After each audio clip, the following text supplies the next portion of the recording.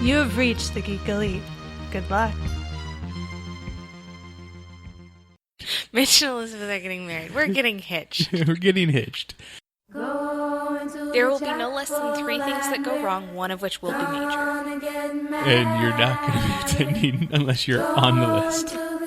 Biggest air quotes possible, because perfect is an illusion. That's right. Mitch and Elizabeth are getting hitched, and we are 31 weeks away from the big date. Elizabeth, how are you? Doing well. We are in the icebox, hanging out with Jeremiah. Who is? Who is a friend of mine from college. We've known each other now for 11 years. That would be correct. Fall of 2009. Yep. We are getting old. Yeah, because my first memory of Jeremiah, and I'm going to avoid naming names because the individuals are now all mothers. But not by me. Let's clarify. Not by Jeremiah. They are all happily married and have children from their significant others. But attended a party off campus, and I was the designated walker because we were close enough that we didn't need a DD, but we needed a designated walker because inevitably, when you get drunk enough, you lose directional capabilities. And I'm walking my 2 friends back to campus, one of whom knows Jeremiah, and goes screaming across the walkways when she sees him, and then promptly collapses on the floor because she gets the spins. And so I wasn't very hard, had to convince him to assist me to getting them down to my vehicle because they really wanted Taco Bell. Taco Bell was required. And then Jeremiah accompanied us to Taco Bell in the most uncomfortable car ride, I think, of his life. Because that was the Red Cavalier? Yep. Right? My teeny tiny. How tall are you? 6'4". I mean, as a 6'4" person, I assume you weren't in the front seat? I believe I was actually in the back seat. Yeah. But as Beth mentioned, there was alcohol involved, so thinking through that, when somene's like, you have a free ride to Taco Bell, Fair. Even though it was an Arizona-plated vehicle in Sioux City, Iowa, you might not want to jump in that vehicle, but here we are, 11 years later. Safe and sound. Safe and sound. Okay. But yeah, no, that's my first memory of an interaction with Jeremiah. He may have something sooner than that, but that is my first memory of an interaction with each other. I would agree with that. That's the first thing that I recall. There may have been another random bump in because Morningside's very small. There's 1,200 kids in undergrad, 300 in our graduating class. So kind of everyone. And I'm sure there was orientation, I believe, or whatever they called it. We probably ran into each other, but you didn't know back then. Yeah, only knew who you knew. Didn't know it was going to be lifelong friendships. That's right. Until we decided to take the same political science and history classes, and then that's a whole different level. And torture each other. Yes. Because that's what friends do, right? Everybody tortures their friends. Is that just us? That might just be us. No, I think that's the bonding of a friendship right there. So let's go ahead and ask, how different is she now from when she was in college? That's a good question. Because this is the first time I'm seeing her in 2 years, roughly? 2 years, yeah. Yeah, February But you have regular talks. Yeah, we have, once every 3 months, we'll have an hour and a half phone call to get caught up. Yep. I do like to think that you, being in her life now, has helped bring her down a little bit, calmer, stability, which is a good thing. Because we all know Beth, or a.k.a. Mother Hen Beth, gets very nervous and anxious about things. She gets very anxious. Yes. So as much as I might be grounding her, I also feels like sometimes I'm holding her back. So I don't know if it's a good thing or not. I think it's a good thing. And she may not admit it, but you'll know that she does mean it. Okay. So that is a good thing. Yep. But she's becoming the person we all knew she would be. I mean, she was a go-getter, always did everything in college. We always knew she was going to be this awesome lawyer, leader, whatever she wanted to do. The thing of advice would be, if you could find that turnstile in Harry Potter, whatever that thing was. The time turner? Time turner, yes. That Hermione used. If you could make that or find that, you're going to be the husband of the century, maybe life. to really help out because she does all these things. So I have to laugh because he actually purchased me a time turner for Christmas. No. I did. That's awesome. I do. That was my no Christmas idea. gift. For the audience to know, I had no idea. Like, this is just me giving you advice on Beth and a gazillion activities she does, and she overbooks herself. She does. This is the right thing that she needed. So that is hilarious. So you're on the right track. Thank you. And funny enough, talking about me overbooking myself, I am marrying somebody who also overbooks themselves. This is true. This is also true. So did two negatives make a right? Is that how that works? I mean, we have been able to make it work through COVID, so maybe that's once we're finally past all of that and people can actually have social lives again. We're going to have to reassess what it is that we do for our calendars. But right now, now, yeah, sure, we can podcast 3 times a night, 5 nights a week. It's fine. yeah. Yeah, but it also helps. You can take advantage of that time. Like, you're not letting it go to waste. So overbooking it right now is great. Yeah. And the people who listen to the previous podcast with Adam and Nicole, I totally agree with them. Communication is huge. So the fact that you both communicated that you overbook things, it's a good start. It's a good start, folks. Admittance of the problem is the first step to recovery. That's right. Wait, I thought denial was the first step. Well, it's the first stage. Oh. Yeah, that was the first stage. Admittance is the first step Okay, there to we go. actually going. Like, you're not an alcoholic if you never admit that you get drunk. That's right. This is true. This is very true. And that's actually what we're here today to talk to you about. No, Oh, man. Is this like How I Met Your Mother? There's an intervention sign on the door. So this is literally the first time we've met. Correct. First time we've talked.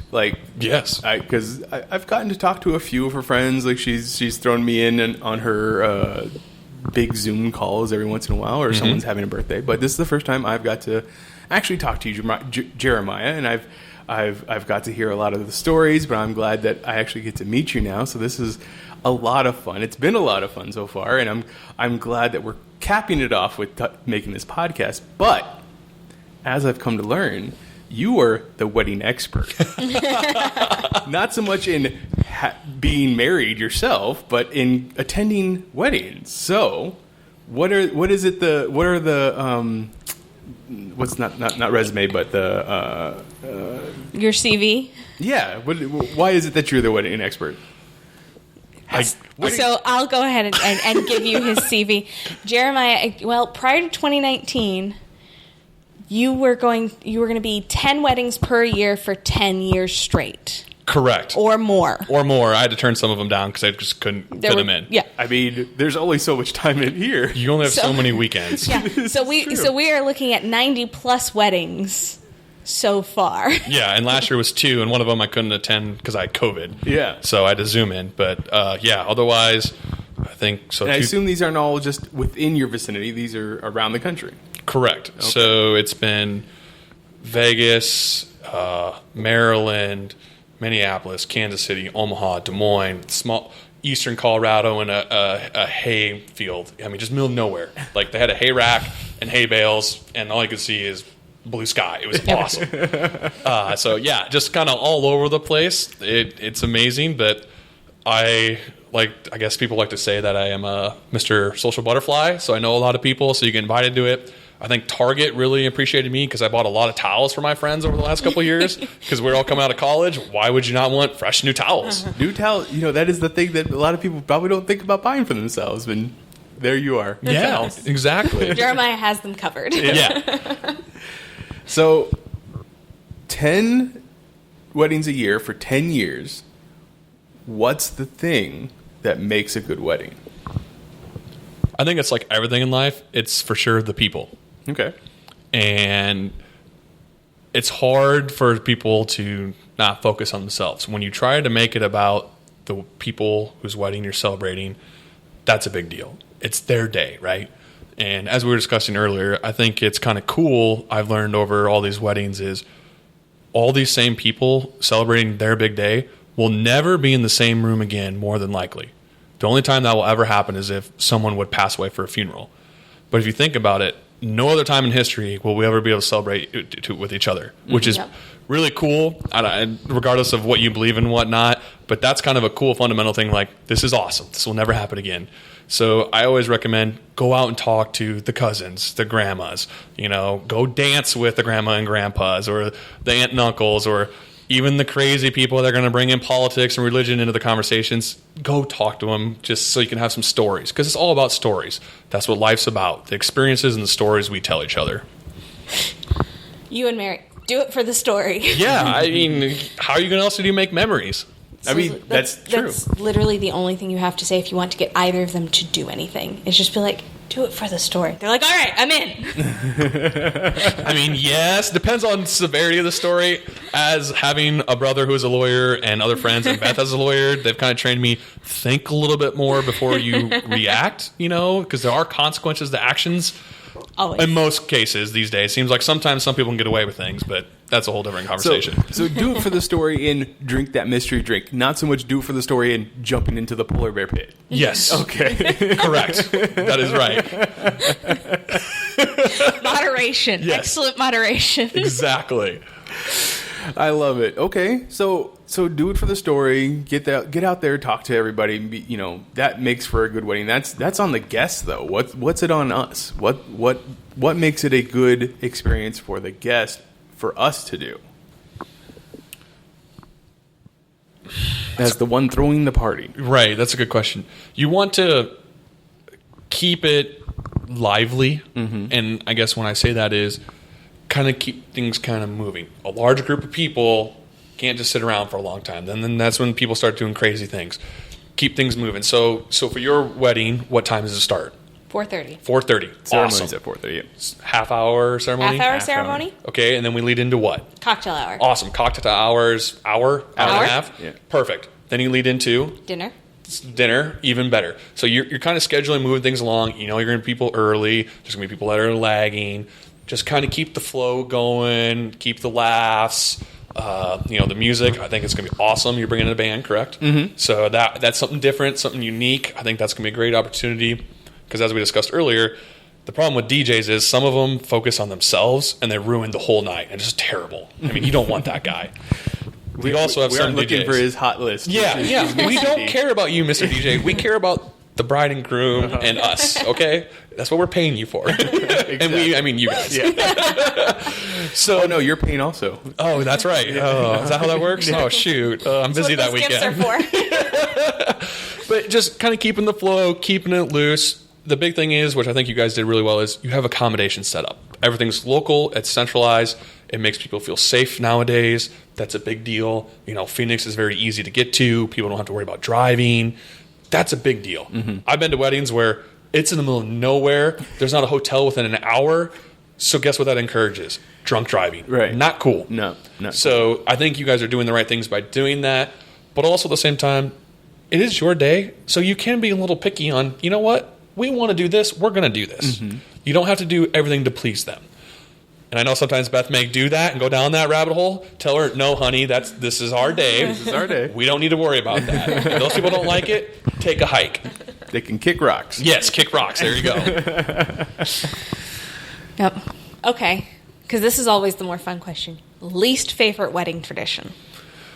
Least favorite. Now Jeremiah has the advantage of listening to the past podcasts, so he knows what it is that has been the most common answer. But what is it? I mean, if that's your answer also, that's fine. But if you have a different answer, that's fine.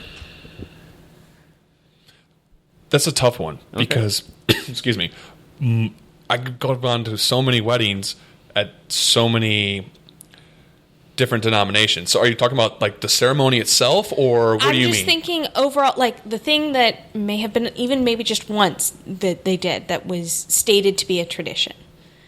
So I'm thinking more like garter toss or open mic speeches or dollar dance or not so much necessarily the ceremony. Maybe it is something in the ceremony. Maybe personally, you hate the unity sand thing. I don't know. I do not like having to sit through 1 Corinthians or whatever it is. Yeah. So as a Catholic, we always talk about like readings and whatnot. I agree. You hear the same ones over and over, and it's like, God, I heard that 100 times, but maybe they're doing that for a reason. No, you're really better. But I totally agree. Yeah. Some people, it's like, you know what? I don't need to care about this reading. I guess the bouquet toss, like, what's the point of that in the garter toss? Yeah. I mean, I understand it for younger couples because there's going to be a lot of single people, but fortunately or unfortunately, we are getting married at a later age than most of our peers. Yeah. Other than yourself. Yeah, I was going to say, I'm in the same boat. I'm not married either. So it's not going to be a lot of single people other than kids under the age of 18. Yeah. So like I refuse to do bouquet toss because I have definitely attended the wedding where I was the only single female. Yeah. Except for the children. And like me and a bunch of 6-year-olds trying to do the bouquet toss is just awkward. You don't want to be that person. It's just uncomfortable. Yeah. Like for me, when they do that, like the garter toss, I'm like, I'm going to sit here. You guys can make fun of me all you want. I'm just going to keep drinking, and you can do your thing. Yeah, and I refuse to do the garter toss because I refuse to I'm not going to be put on display that way. Like You're already on display. I adore Mitch. I am not going to have Mitch reach his face up my skirt in front of God and everybody to try and pull off the garter. Yeah, that's just not happening. No, that's not a good one. And I do agree with the speeches. It should be the best man, the maid of matron or maid? Maid, okay, maid of honor. The other thing is, you kind of should put a time cap on that because some people just start getting wait. So I've been to places where we've had to cut them off because they're so drunk, because they're so nervous. And there's other places like the bridesmaid is crying and she can't talk, and that's just the way it goes sometimes. But it should be short, sweet, kind of funny, to the point. Okay, your big moment's over. It's not about you saying the speech. It's about the couple. Yep. I guess that would probably be the one I would focus the most on. The speeches. That's Speeches has been a big part of her wedding planning. Like it's only the people that we have designated to give the speech. And I'm requiring prepared. Like I'm like, you need to provide a prepared. Like I don't need to see it. We don't need to see it. It can go in the binder and go to my person who's my day of, who's a friend of ours. I'm like, that's fine. I don't need to see it. I just need to know you have something written. So when you stand up and lose all sense, you have something in front of you to speak. Right. You have some kind of outline, right? Try to memorize it. You think you're cool. And you get up there and you go, and you freeze. And then everyone's like, oh, no. You don't want that, right? I mean, We're humans. It's going to happen.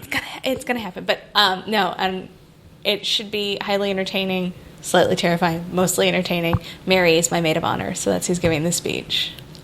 Okay, so we're going to have to tell Mary to take a deep breath, not talk fast, enjoy the process, right? Oh, no, it should be highly entertaining to watch her speak as quickly as she can. Oh, I didn't even think about that. It's okay. I will have it all. I have a videographer. I will have it all recorded, and then we can play it in slow-mo back later so that we can actually understand what it is she said. Like the after party. How awesome would that be? And then we get credit drinking game for it. Oh, she's going to kill me for saying that. That's right. Oh, yes. Oh, that's funny. I think that's going to be some of the best part. Like obviously getting to meet everybody in this that's been a part of Elizabeth's life for so long that I didn't know about. Like that literally have not been a thing that I have got to see or know about her has been great. So knowing that you are all going to be at the wedding to support her and be there for her when I inevitably trip down the aisle or whatever. That's my job. It's going to be a fun time. So I think that's good.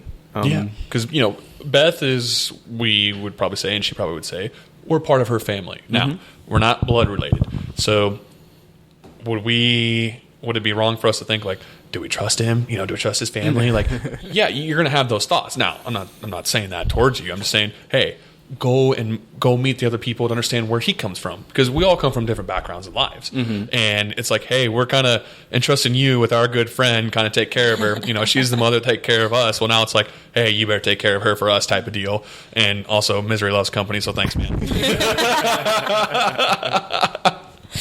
I keep feeling like I'm getting ganged up on. I mean, I think that's kind of what we're both going to feel at the wedding day. Like, it's fair. But I get to have your mom on my side, so I'm okay with this. This is true. So have you guys ever had one of your interviewees ask you, what do you most worried about on the wedding day? Have they thrown that question We out? actually haven't had anybody ask us any questions. I think everybody's been too anxious about doing this. Most people that we've talked to have not used to being on microphone. So I am most anxious, and Jeremiah's going to laugh at this because it's pretty. Actually, both of you are going to laugh at me for this. I am terrified that people will go hungry. Like something's going to go wrong with food. It's going to be late, or it's not going to be good, or something along, and people are going to be hungry. Because like that is the fastest way to ruin a party is to not have people fed. And like I am terrified that will occur. Second most terrifying is that I am definitely going to trip down the aisle and just eat it. Just So straight are you wearing out. heels? That's the first question. Yes. Okay. Is the dress super long in front? Yes. Okay. it's going to happen. Don't worry. I mean, I guess you could tell yourself it's going to happen, so then like reverse psychology and then it doesn't happen. Is that what you're hoping for? Well, I'm going with it's going to happen, but my dad is used to me Exactly. tripping and falling, so he should be able to hold me up. Your father is going to be holding you so tightly that you will trip and you won't even phase you. Like you are still going to be Just keep carried. dragging me down. Yes. Which is kind of cool because that would be synonymous with your dad passing you on to Mitch. So then Then you have to would have to carry have that the rest of forward. He goes, I've been doing this for X amount of years. Yes, I'm not going to say best age because I'd get in a lot of trouble. And he gives I it don't to you. care. She gives you to her, and it's golden. I think that's kind of cool. If that's the scenario you think is going to happen, there's kind of a special bond between that if you look deeper into it. There you go. I mean, I don't really have a fear. I just know that something is going to happen. It's not going to be something that ruins the wedding. It was just going to be something. He's afraid I'm going to lose my mind over whatever goes wrong. Yes, honestly, that is the biggest thing. I am afraid that she is going to have a panic attack and she is going to freak out, and nothing that is going to happen that day cannot be corrected or overlooked, or is not really that big of a deal. And unfortunately, she is going to be all nerves. And even if one of her bridesmaids slips in some very good hard alcohol, she is going to still be very nervous about the whole thing. But honestly, I don't see how there could be anything that's going to quote unquote ruin the day. Mm-hmm. I just know that the two of us being there and having it be done is literally going to be it. It's going to just be us. If I don't know if I'm not putting it in the right words, but it's going to be us. Yes. Yeah. And the fact that all of our friends and family are going to be there is just cake. Absolutely. And that's one thing if I would say is if as a person that's going to be there to support you two, I would hope that you don't miss out on this opportunity. It only happens once. We want you to enjoy it, embrace it, love it, all that. Is everything going to be perfect? Nothing's perfect for Beth. Let's be real, right? Well, except for Mitch. He's perfect. I mean, I'm not perfect for her, but I'm a good runner-up. You can strive for excellence, exactly. right? I'm always working towards it. But she's always going to have. She could always just nitpick stuff, and that's great. She has that great motherly habit, and that's a good thing. But on your wedding day, I guess for me and probably everyone else who listening to this would agree, it's about you. Remember it, cherish it, love it. It's going to be a great time. So you've given a lot of good advice so far. What's one of your best memories from one of the many weddings you've gone to? Oh boy, best memory. So one wedding I was at, I saw a police officer cut off the bride and groom because they were too drunk at the bar. True story. Cut them off at their own wedding. Yeah, then they went home and the rest of the party kept going. Another one is my cousin in Maryland. He was in the military, like the cavalry, so he was a tank commander. Him and his best man decided to get in a saber fight. Of course. Of course. I mean, Like why you do. would you not? Alcohol and sabers. They're right there. Yeah. The sabers are It's there. right there next to you. This is good information. I'm now thinking about this.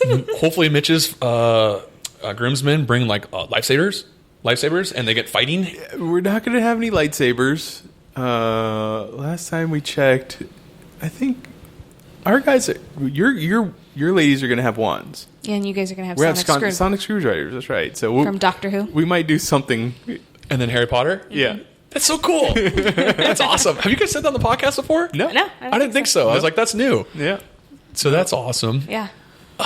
There, I think actually I intentionally kept it a secret? steered away from lightsabers. Lightsabers, yes. oops. Well, I'm not a Star Wars He's not a person. huge Star Wars fan, so it okay. wasn't hard. yeah. But it was definitely, I think, one of those in the back of my brain that I was like, plastic swords and drunk men. Now, if you want to give us all Captain America shields, I might be throwing those around. That would be kind of cool.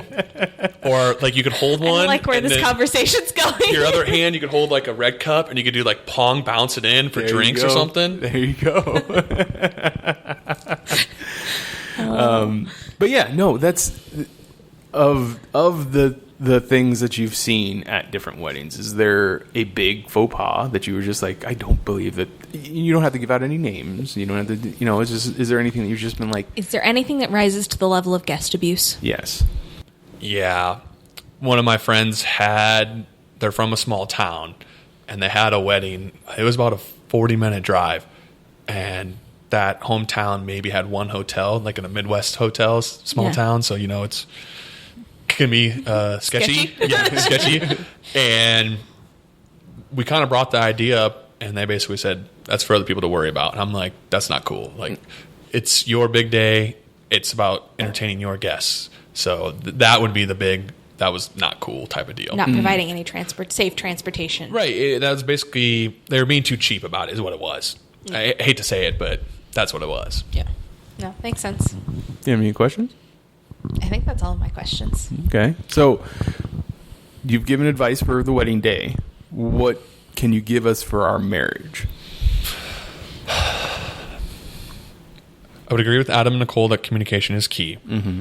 I would also suggest maybe you guys do one of those suggestion jars or whatever for people, maybe for a date night or something, to keep things going. You're going to have some friends that are going to make some funny jokes and stuff like that. But you are going to have shitty days. I don't know if we can swear, but I just did. Okay. We're humans. You're going to have rough days. You're going to at work. She's going to at work. Mm-hmm. It's going to happen. You got to communicate. It's okay to have bad days. Find out what those trigger points are, And push them. Yes, exactly. Push best buttons. But figure out maybe a safe word or something. Brene Brown always talks about that in her books. Comes home to her husband, I'm at 10%. I am way in the dumps. My battery needs recharge. Can you help me out today? Okay, so then maybe Mitch has to pick up more of the slack. But there could be some days you're both at 10%, and you go, what do we do? Find that center thing that makes you too happy where you both can go and just de-stress. If that's a walk, whatever, a movie, a Thursday night movie dinner date like you guys do, sweet. Do something like that.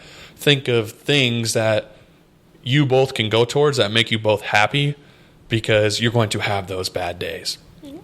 Like a rock in the middle, if that makes sense. Something that's solid, that's not going to move, and you both can go to it. A touchstone. Yeah, or something, like that. Good advice. Yeah. Thank you. So thank you again for coming on the podcast and eventually showing up to the wedding. Yes, thank you for having me. I'm very excited for the wedding. 31 weeks, correct? 31 weeks. 31 weeks. It's going to be awesome. It's going to be a great time. Hopefully people are ready to party and dance. If not, Beth is probably going to come kick us onto the dance floor. This is right. So it's going to kind of happen. Yeah, I'm looking forward to it. It's going to be a great time and looking forward to meeting everyone. If you have any more advice or traditions you'd like to talk about weddings, please reach out to me. I am on Twitter at Mitchipedia GEM. GEM stands for Geek Elite Media. Where can people find you online, Elizabeth? With the rest of Geek Elite Media at Geek Elite Media and our Facebook page /Geek Elite Media. I know I don't usually ask, but do you have any social media you want to give out? I do, but unfortunately, this is the first Friday of Lent, and I gave up social media. So I'm off it until whenever Easter is in April, I think. So if people want to bombard you they could just spam the hell out of me right now, which would be kind of funny. And then I'd be like, okay, I'm not going to talk to that person. Or I'm going to get you really drunk at the wedding. You're going to hate me the next day. So where can people spam you? So I believe my Twitter is jcurry30. And then Facebook, just go to Beth's Friends and you'll find me. And then Instagram, I believe, is JJCurry30. Real cool. I post a lot of books I read. Real awesome and flashy. Hey, that's actually really cool. Yeah. I think that's awesome. Check out our website, geekelitemedia.com, for more archived episodes of this podcast and other podcasts on our network. Whatever podcatcher you use to listen to this podcast, please rate and review us so it helps spread the word of our network. But until next time, this is Geeking to the Chapel on the Geek Elite Media Network, saying always remember to Geek out. This concludes our broadcast.